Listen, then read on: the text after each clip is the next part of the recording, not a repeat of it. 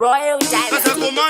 Yena mokta Atwapchata Afriko Barba Sailawa Matwanza Achimbo Terera ngoma chimbo mira kuri tamba ngoma Tiziza ngoma chimbo tanga wari toma ngoma Tize mungoma utaye zako zichoma Sori zako kanandanga ndakutoma Zoruva ngoma rine courage Ngoma rino tiziza ngoma rine message Takazara nema plani nema strategy Dapa kure chika marriage Mandagileile Mandagileile Nile power ni mizike Mandagileile Mandagileile Indenge bomba rekan putike Mandagileile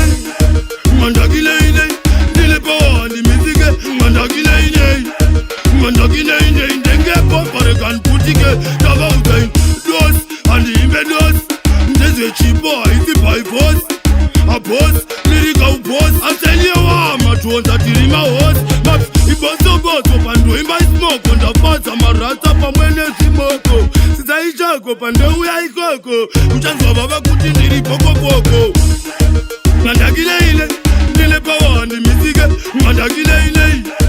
Mandagileile Indenge bomba rekan putike Mandagileile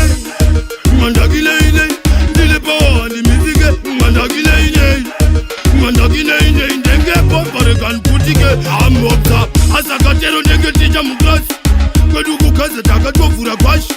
Takula ndege ya wandiza mabasi Mapunchline tweta yekupita muklasi Laitaze Laitaze Urgula kundizoma Pick up Kuti kutara Nekuti ndine kuti ndakakoka ba Mandagileile Mandagileile Nile power ni mizike Mandagileile Mandagileile Indenge bomba rekan putike Mandagileile Mandagileile Nile power ni mizike Mandagileile Mandagileile Indenge bomba rekan putike Achimbo Terera ngoma chimbo mira kuri tamba ngoma Tiziza ngoma chimbo tanga wari toma ngoma Tize mungoma utaye zako zichoma Sori zako kanandanga ndakutoma Zoruva ngoma rine courage Ngoma rino tiziza ngoma rine message Takazara nema plani nema strategy Dapa kure chika marriage Mandagileile Mandagileile Nile power ni mizike Mandagileile Mandagileile Indenge bomba rekan putike Mandagileile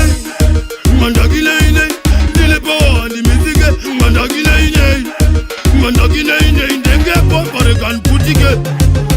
Mobster.